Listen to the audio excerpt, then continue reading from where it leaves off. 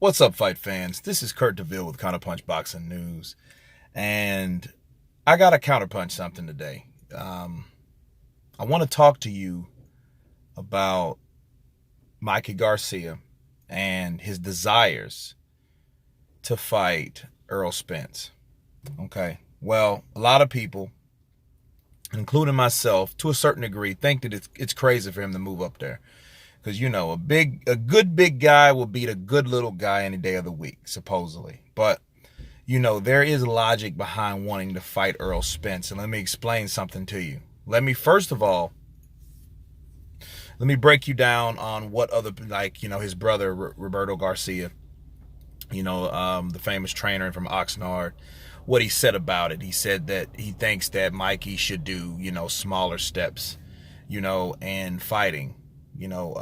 Someone like Spence, but then he turns around at the end of that statement and said, well, I'm going to let Mikey do what he's going to do. He's a grown man. He's like 30 years old. So if he wants to fight Errol Spence, that's his prerogative. So, so I guess he was just showing his concern for his brother, going up in weight like that. That's 12 pounds difference. Okay.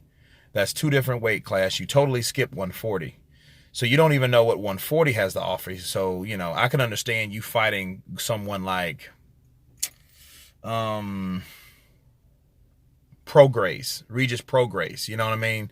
That would be a understandable fight. You know what I mean? Like, I don't see what the big thing is about 147. Yeah, it's the biggest of the little guys. I get it. But at the same time, why would you gotta ask yourself, why would Mikey Garcia just want to fight Errol Spence?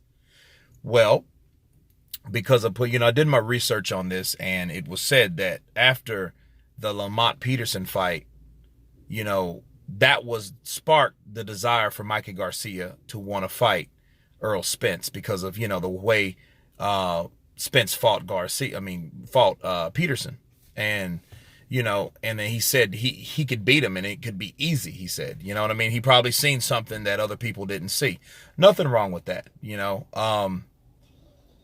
Of course, Errol Spence would agree to it because, Errol Spence is like one of them guys. He's real nonchalant and he's not a hyper dude. Him or Terrence Crawford, and I think Terrence is one of the best in the world. Let me get to him later. But both of those guys are just really nonchalant, just, cool, calm, and collective about life, like Errol Spence, well, he wants it, he can come get it. I think that's the best fight we can have at the time. And, if he wants to fight, he dares to be great, so let him dare to be great, but he won't win.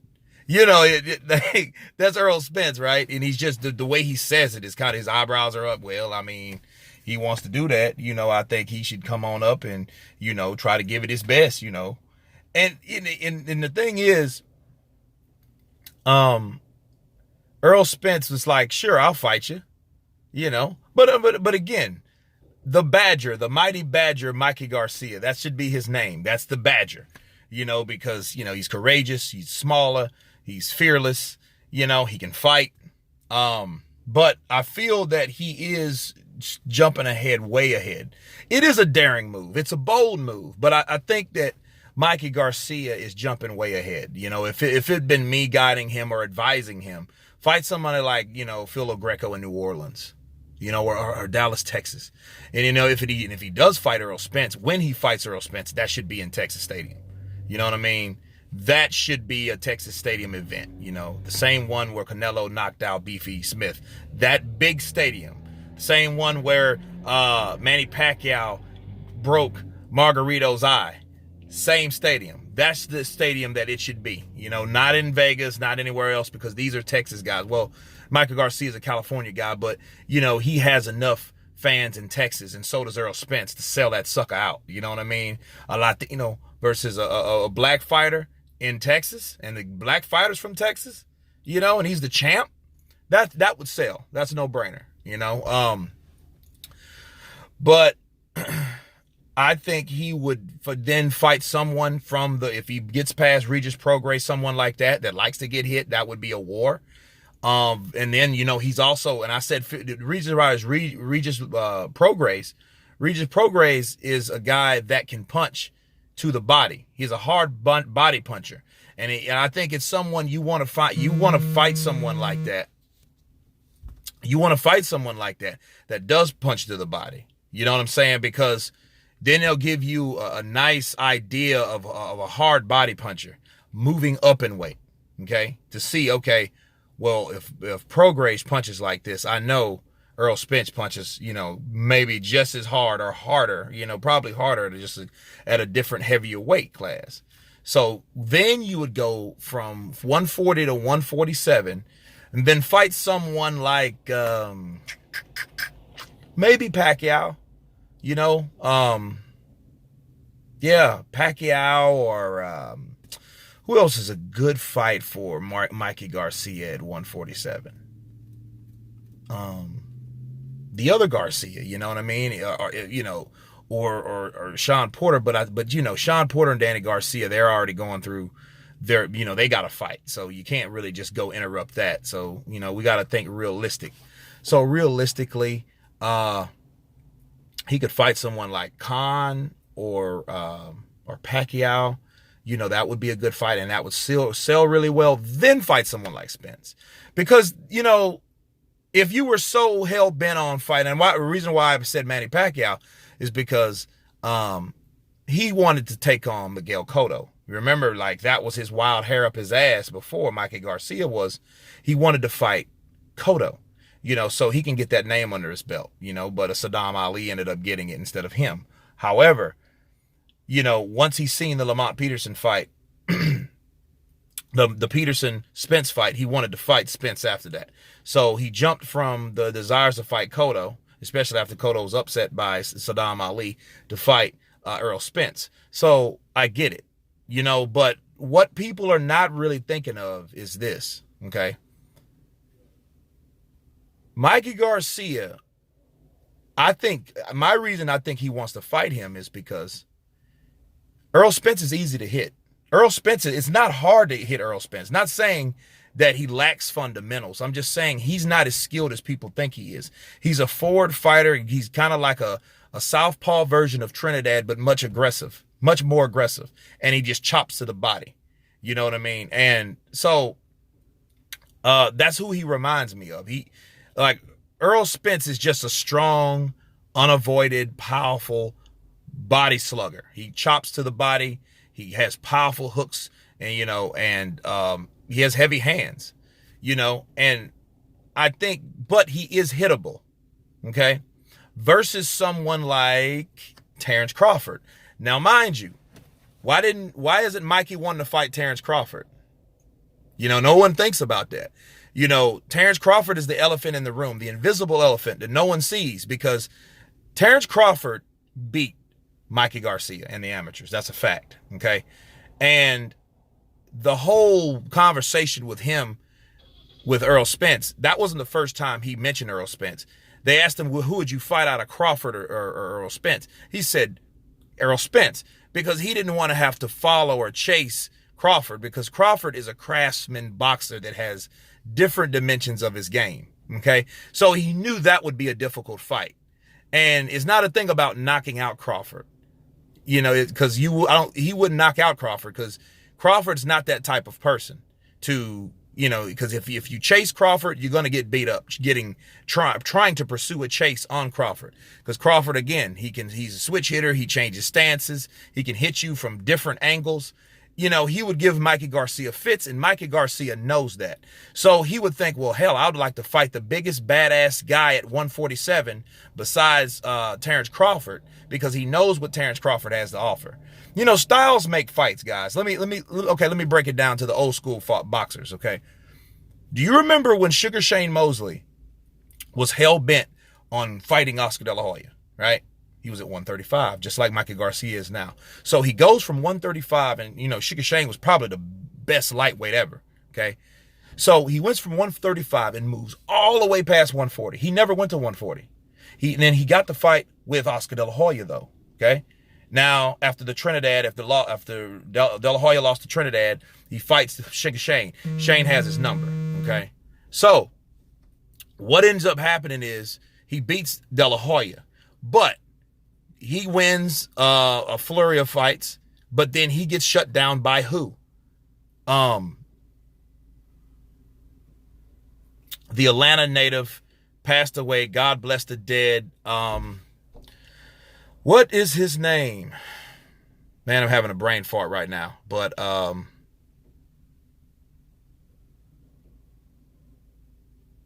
man, I forget his name.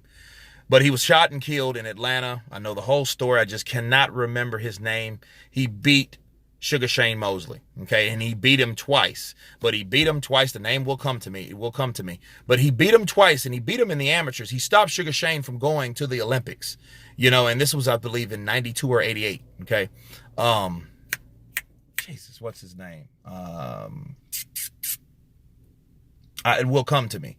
But there was a reason why Sugar Shane was not calling out this particular fighter. He was not calling out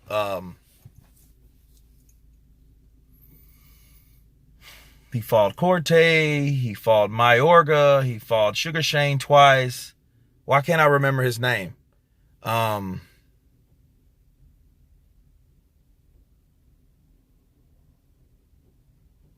don't know. I can't remember it right now. Just so many names jumble in my head. But that particular fighter, you know, Sugar Shane avoided, and he avoided for a reason, because he knew that particular fighter had his number. I believe every fighter has another fighter's numbers, a puzzle piece to each fighter. That's my belief, okay? You know, regardless of how good you are, special you are, someone has your number. So then, and that's, you know, styles make fights and fights make styles because of that reason, because there's someone out there that knows what you can do. See, if Mikey Garcia believes that he has Spence's number, don't call him crazy, because here's the deal. If you call him crazy because he sees something, he might have found that other puzzle piece. So don't call him crazy. He might know, okay, he's a southpaw. I know I can beat this guy because I've seen his type of aggression and his style before. So that's probably why Mikey Garcia is hell-bent on it. And if he does actually go up there and beat Spence, don't worry, it didn't already happen with Sugar Shane Mosley. Okay? Vernon Forrest, that's his name. Boom. When Vernon Forrest shut down Sugar Shane in the Olympics, okay?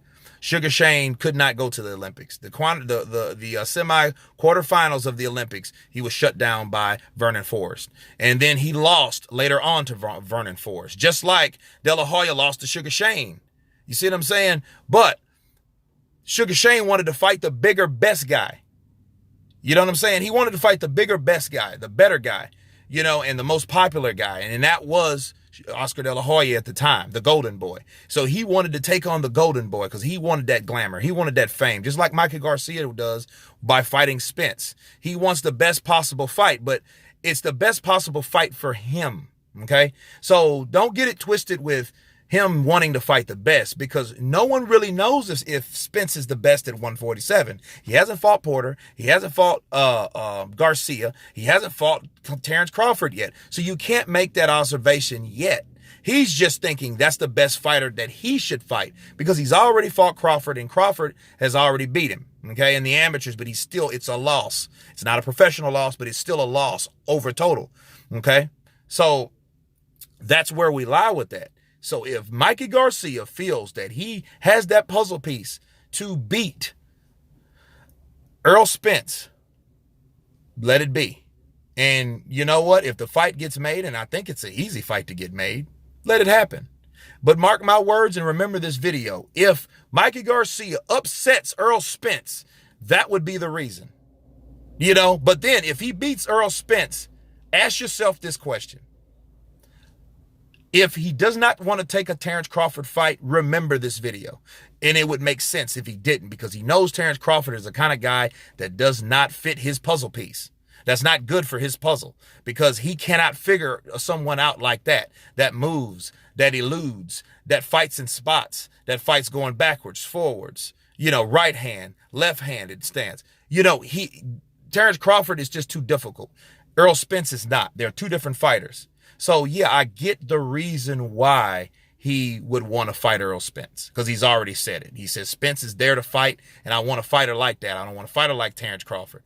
So, that, you know, saying all that to say this, there is reason for rhyme. There is, there is a solution for the madness in Mikey Garcia and the logic that why he wants to fight that particular fighter. I want to add this though. Roberto Garcia, his fighter, ex-champion, he did say something that worried me. He said, well, he just stopped doing sit-ups. I don't think that's something that you want to stop doing when you're fighting someone like Errol Spence. I'm just going to say that, you know what I mean? Just to gain weight. Because if he's not normally that weight or whatever, because he's 30 years old. So I don't see him going up. Again, I don't want him being like Morales or Eric Morales, basically, being that guy that moves up in weight classes he has no business being in. You know what I'm saying? I don't want that. I don't want it to the point he's flabby and he's out of shape just the sake of trying to make weight that you can't make because that weight doesn't fit you. But again, it is daring. Again, he is the Badger at the end of the day. That's his new word. I hope he reads this video or whatever because, that's who he is. He's the new Badger. He fights anybody. He'll take on anybody except the people that have already beat him, apparently. So anyway, you guys tell me about this analysis, what you think about it. I know it's kind of lengthy. I just had to break it down. Of course, please subscribe. And you guys been counterpunched. Peace.